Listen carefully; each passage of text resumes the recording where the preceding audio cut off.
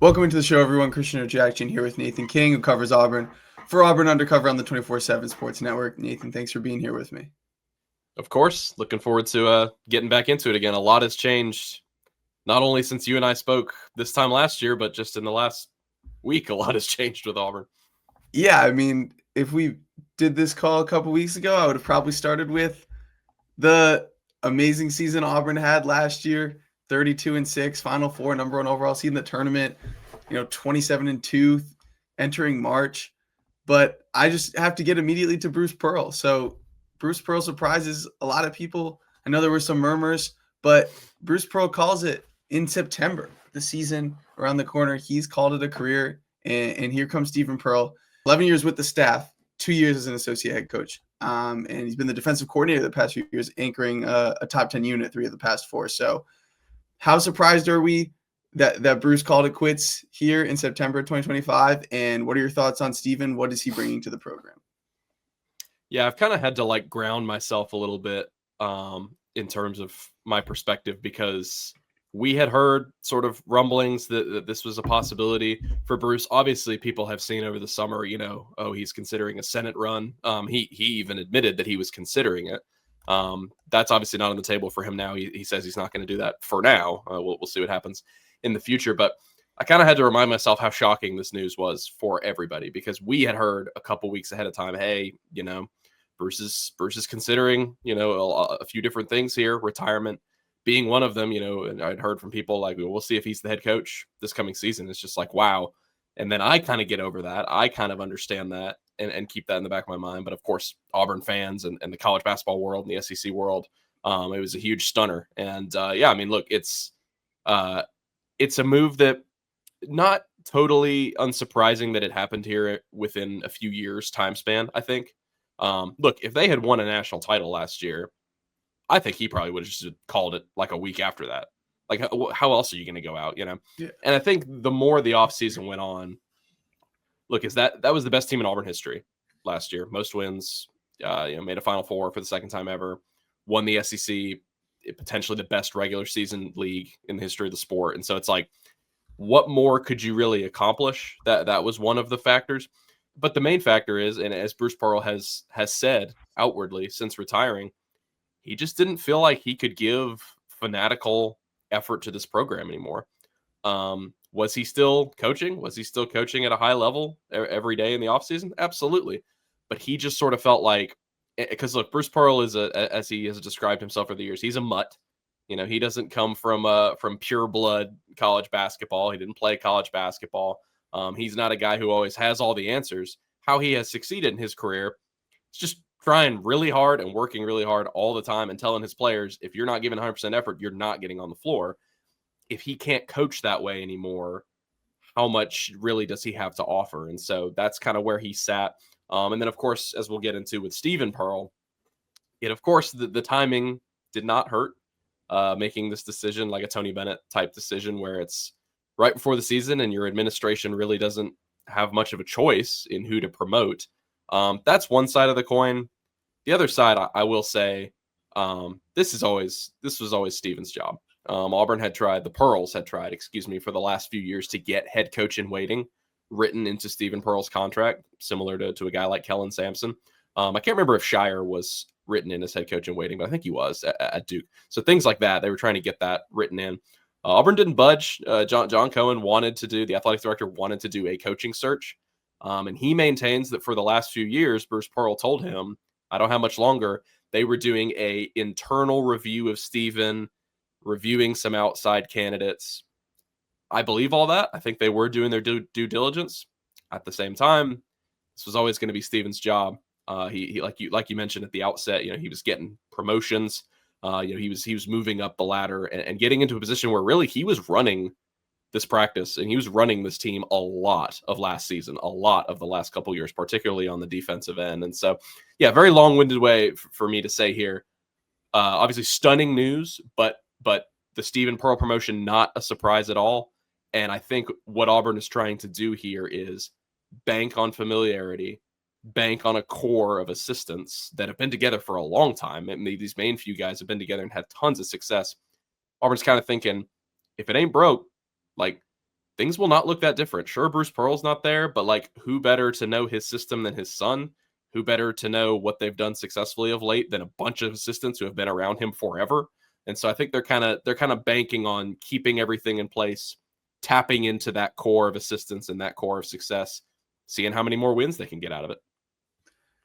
So things were going to look differently this year without Janai Broom, without everybody basically except for Todd Pettiford. Now that there's a coaching change as well, the fact that the coaching change is a familiar one and from within the staff, I expect a lot of continuity. But then when I look at this roster, I'm like, how do you kind of play the same way with so many different players? So what do you expect to be different, kind of high level about this team, just with less size and more youth and just a lot of new faces?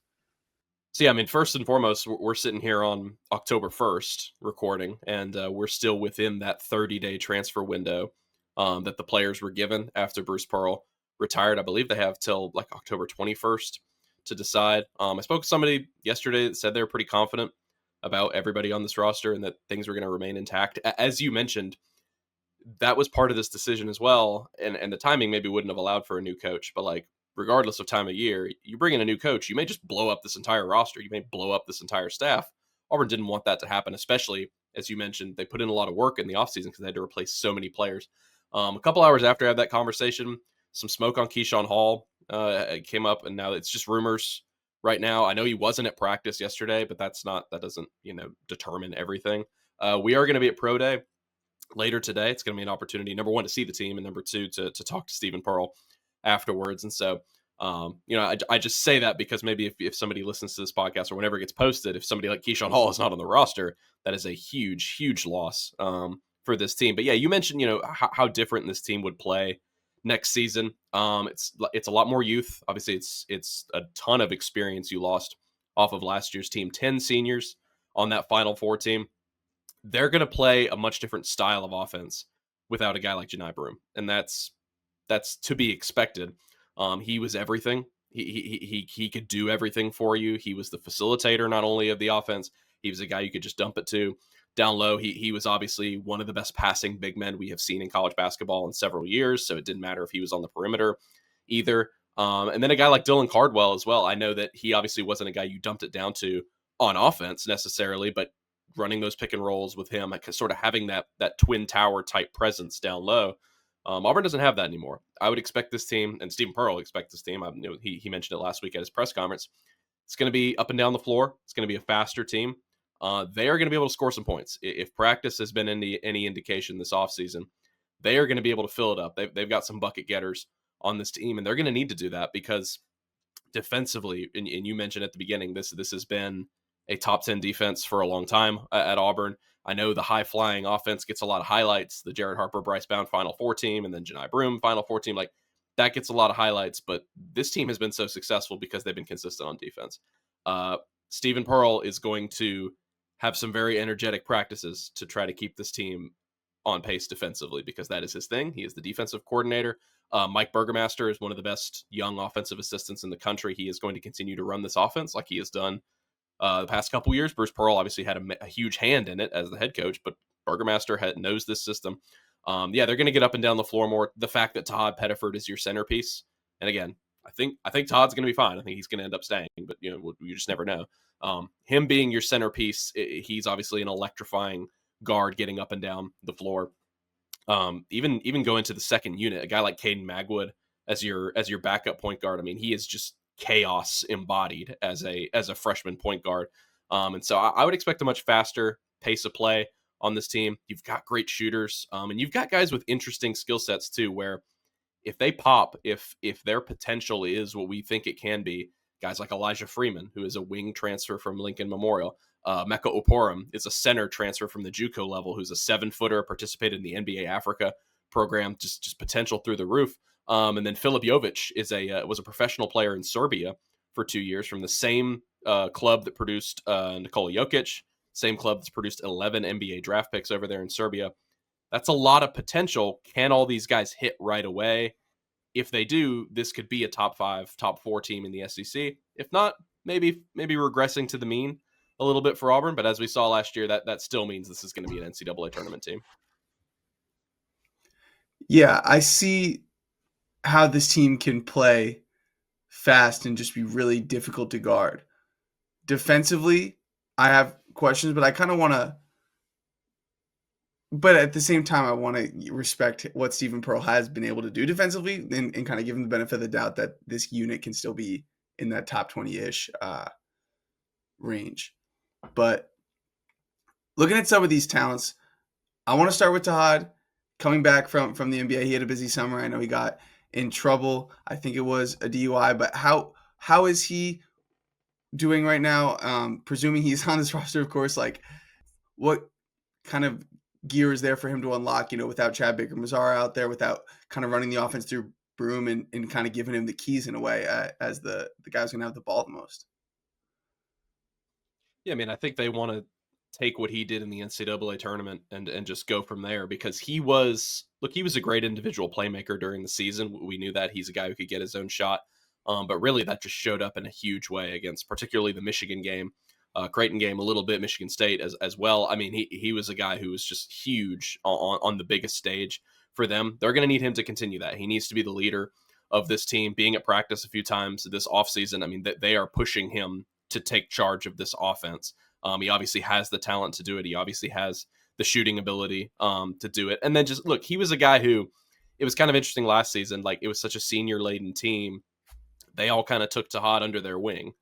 He was kind of the annoying little brother of the team, and they kind of lovingly, doted on him for that. And now it's a big shift. Look, he's the only one who knows this offensive system from last year. He's the only one who knows this defensive system from last year. So, and Stephen Pearl mentioned it at his press conference. He was like, what a great opportunity for Todd Pettiford to show what he can do in the face of some adversity, because in the NBA, your players are going to get traded. Like your teammates are going to get traded, i.e. look at how many players were lost from last year's team, how many, Janai Broom, guys like that. He said, your coaches are going to change, obviously Bruce Pearl retiring. And so it's like, what is Tahad Pettiford going to do? Is he going to still be that steady presence for this team?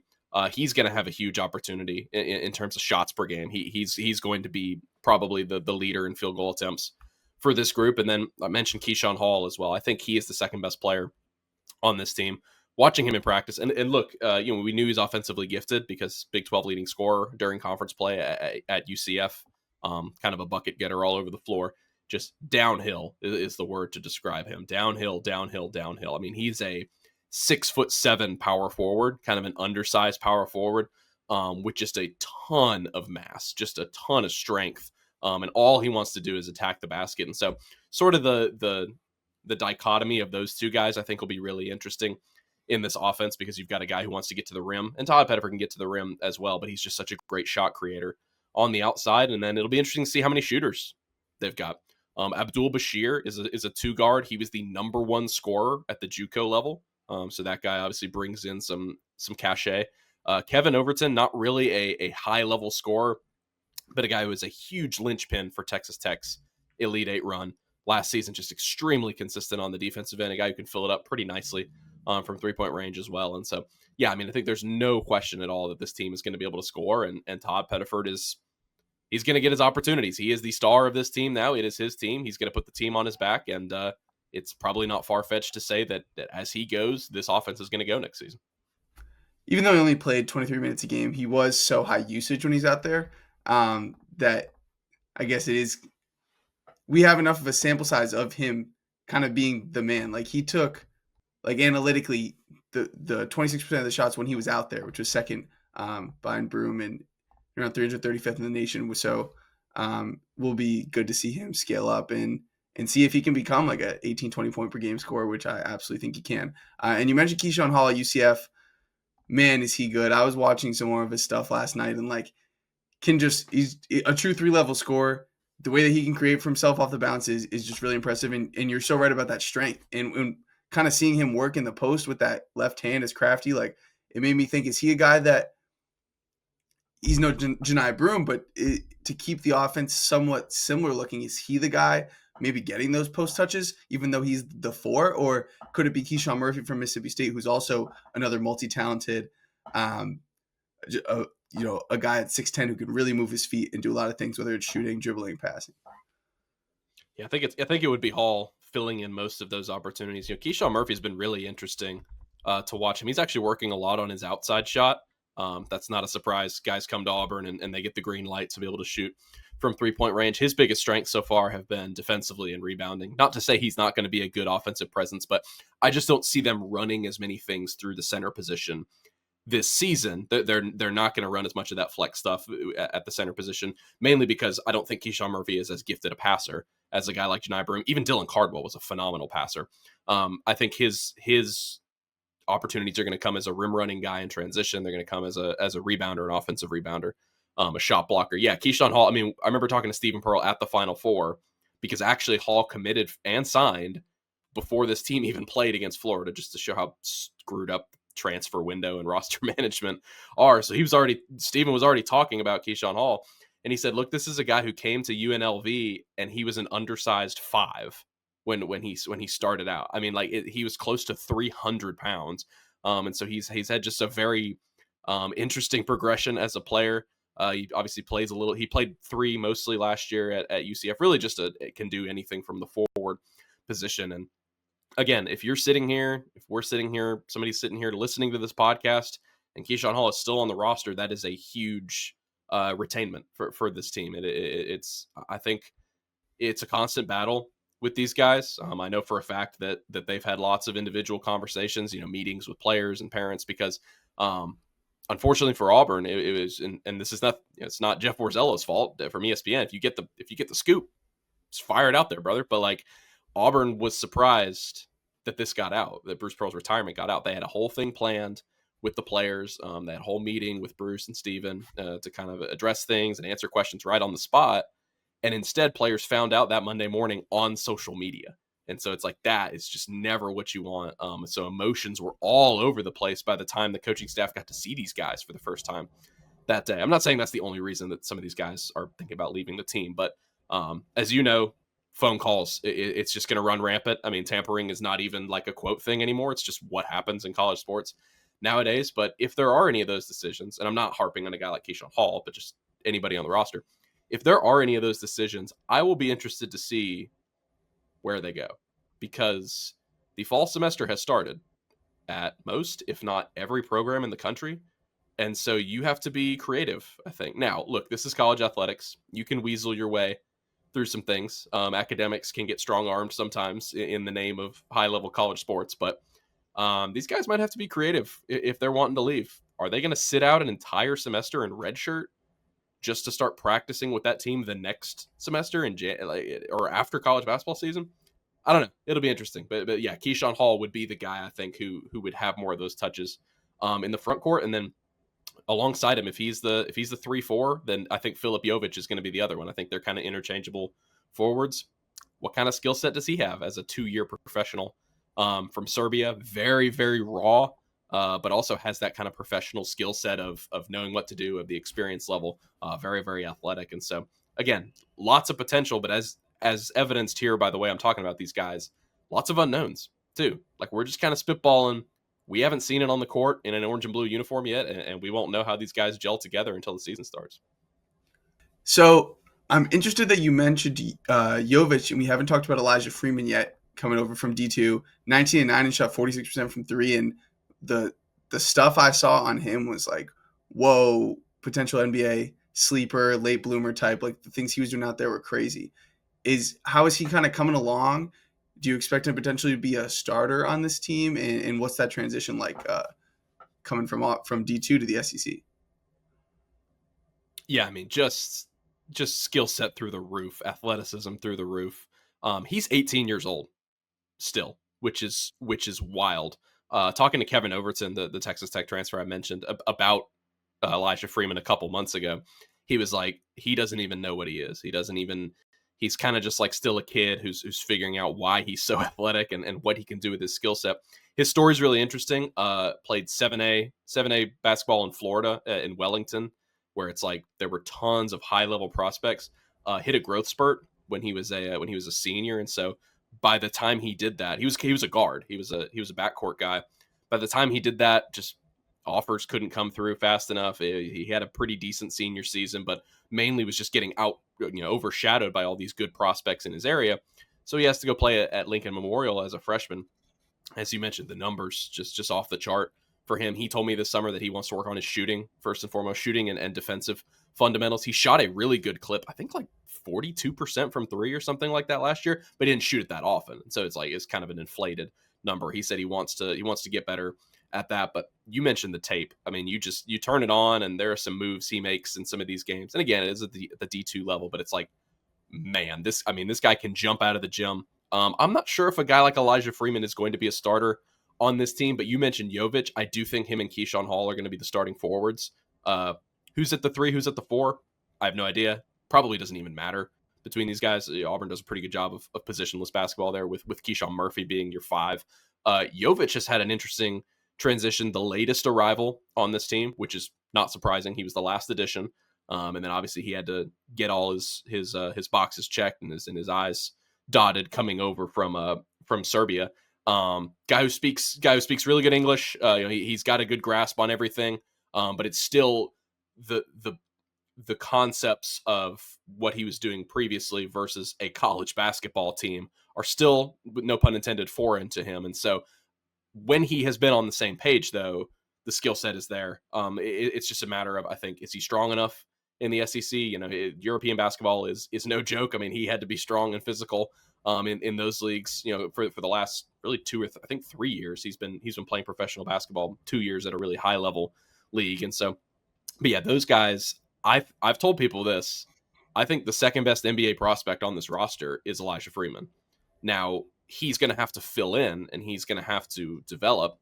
But if you just look at ceiling and potential, I mean, you mentioned it as somebody who had just watched some of his tape and looked at him. It's like, yeah, this guy screams NBA potential. Maybe I kind of get some Chuma Okeke comps, not as like a position. Like obviously Chuma is a much bigger forward at that 4 spot, but like just a guy who was soft-spoken, didn't really know what he was athletically, and Auburn's system helped him blossom into the kind of player he needed to be to play in the NBA. I think 2 or 3 years down the line, you may see that kind of thing from Elijah Freeman, and that underscores what we were talking about earlier. This second unit off the bench is going to be so much fun. I mean, Caden Magwood, Elijah Freeman, Oporum at center, who's just a true 7-footer, super, super athletic, also a guy who really doesn't know what he is yet, and so while that first unit is going to be pretty consistent, I think Todd Pettiford, all those guys we mentioned, Hall and Murphy, that second unit is going to be, Bashir, the JUCO scorer at that 2 spot. I mean, it's just going to be pure chaos. You're going to get a lot of points, and we'll see what else you can get from that group because it's going to be interesting to see how those guys fit together. I love what Kevin Overton brings as a connector, coming from 2 winning programs too, going from Drake and Texas Tech here to Auburn, and then the bench was a lot of mystery boxes to me, like Bashir. I know his brother was one of the best shooters in the country at Monmouth and is now at Kansas State. And I saw he put up 27 a game. His brother, I know, has been criticized for being very skinny, and whether he'll be able to defend at that level is are they twins? Like, is he kind of in that same exact mold of one of these wiry shooters, or do you have anything else to share about him being able to kind of play at this level with physicality?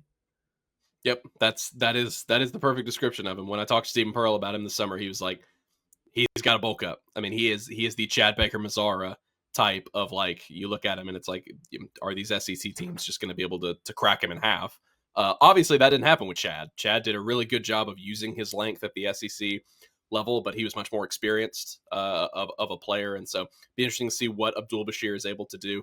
I don't think they're going to ask too much of him his first year, other than come off the bench, shoot it a few times. He is that wiry guy. He had an injury this summer as well that held him out for a significant period of time. So how much did that affect him in the weight room? How much did that affect him getting this system under his belt? And yeah, he's gonna be an interesting guy for the future. Obviously got another one that just the potential is through the roof for him, but he comes from the JUCO level. But yeah, I mean, scoring. Wiry 6'6" guy who look, if he puts on some pounds, he's going to be a real threat here in the next few years. But defense is what they've been harping with guys like him and really all the other young guys who are not as physically developed. I mean, all the freshmen. Caden Magwood's going to need to play. I mean, if your backup backcourt is Caden Magwood and Abdul Bashir, it's not a lot of size, it's not a lot of experience, and so you really have to make sure that they're playing at a high level defensively, because you mentioned Kevin Overton is going to be the anchor of that backcourt defense when it comes to the first unit. And then another guy that's interesting, a young player, Sebastian Williams Adams. It was a top 50, top 75 player from the Houston area. And talking to Bruce Pearl a few months ago about him, Bruce just kind of wondered whether he would be physically ready. He played really small school. I don't know if it was small school, like private school type ball in the Texas area. And so it's just like the competition level physically has everything you want. But Bruce just kind of wondered what the transition would be like for him. I would say he's been the biggest surprise on this entire roster this summer. I think he's going to be in this two deep. I think he is going to be in this rotation off the bench. This is a very lofty comparison, and I will be interested to see what scouts think of him today at Pro Day. But guys on Auburn staff are like, he reminds us of the way Isaac Okoro plays defense. And it's like, okay, that's not a small thing at all, because Isaac Okoro is the best defender I've ever seen with my own two eyes. And so just a guy who's really just sat down and embraced this system. 6'7", very, very athletic.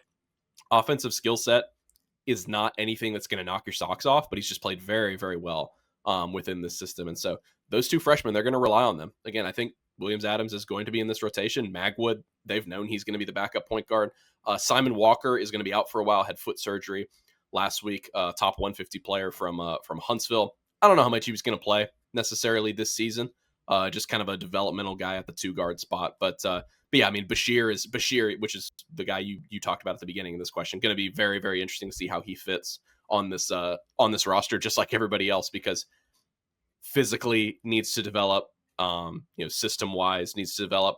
And that's a big reason why Stephen Pearl said at his press conference, he said, look, we're going to get kicked in the face a few times early in the season. It's just going to happen. So many new guys, so many guys trying to play together in a new system. They have a really, really hard non-conference schedule once again. It's going to happen, and Stephen Pearl just asked that obviously the players keep their heads up and that the fan base stays with them. I think this is going to be a good team. I think this is going to be an NCAA tournament team this coming season, but it'll be interesting to see how they gel under Stephen Pearl.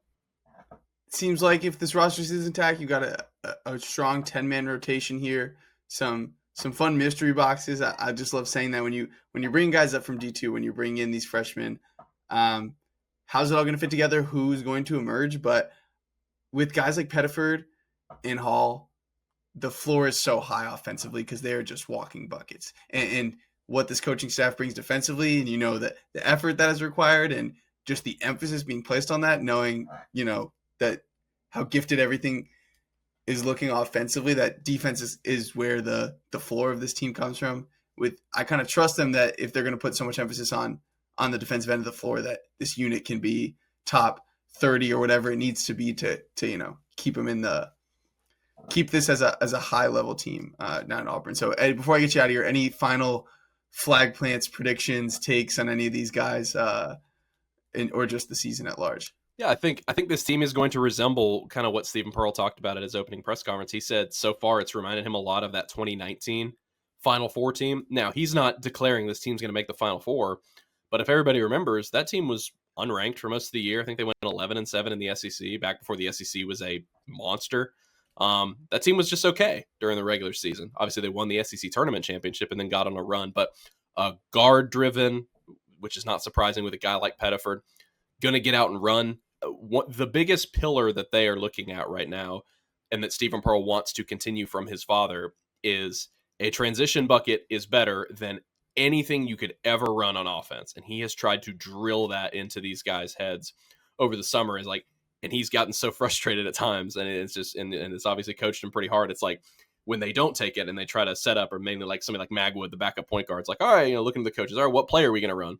And Steven will blow the whistle and stop. And he's like, do not run a play. It's a 3-on-2. Just go to the basket. Your opportunity to get one. And so that is, I think, going to be the mantra and the mindset of this team, is just to play fast offensively. In terms of, what I think of this year's team and where they're going to finish, I mean, 5, 6, 7 range in the SEC. 7 would be maybe a little bit outside of what Auburn fans are used to, but man, the league is so good this year. I think it's going to be, once again, especially at the top, I think this is going to be an NCAA tournament team, and mainly this team's going to be so exciting. I mean, this is the first time halfway to sneezing. This is going to be the first time in a long time Auburn fans don't really know what to expect. That was already going to be the case if Bruce Pearl was still the coach, because so many new pieces. Todd Pettiford is the only guy they have seen with their own 2 eyes before. Auburn fans have. That was already going to be the case, and now you you're the greatest coach in the history of your program, calls it a career and retires. And so what is the Stephen Pearl era going to be like? I think the general feeling among Auburn fans is optimism while also knowing it's impossible to follow what Bruce did. Like Bruce Pearl said with kind of joking when he did an interview afterwards, like, I think Stephen's going to be the second best coach in Auburn history after me. And it's like, it's kind of joking, but it's like, yeah, I mean, he knows, everyone else knows, no one is ever going to touch Bruce Pearl. I don't think, maybe not in my lifetime. I mean, nobody had in 100 plus years of Auburn basketball had ever come close to doing what he did. And so it's unrealistic. It's kind of like the Nick Saban thing at Alabama. Like it's unrealistic to even consider that as a possibility that this team's going to make multiple Final Fours in the next decade. Can they stay an SEC power though? Can they stay a consistent top 25 team? I don't see any reason why not. Like why not? They're still recruiting well. They just brought in the number one player in the 2028 class for a visit over the weekend. Like they are going to be very aggressive, still recruiting. This staff has done a really good job of transfer evaluations over the years. Their NIL is in a really good place. Stephen Pearl revealed to us that they were number 5 in the SEC in NIL funding last year, which is a big deal for Auburn basketball. And so you keep that up and you have a good core of assistants. Burgermaster is going to be a head coach at some point. Ira Bowen's going to be a head coach at some point, but you just try to keep things going for as long as you can. I've got no doubts this is going to be a competitive, fun basketball team that has a chance come NCAA tournament time. Awesome. Thanks for breaking it down with me, Nathan. For sure. Appreciate you.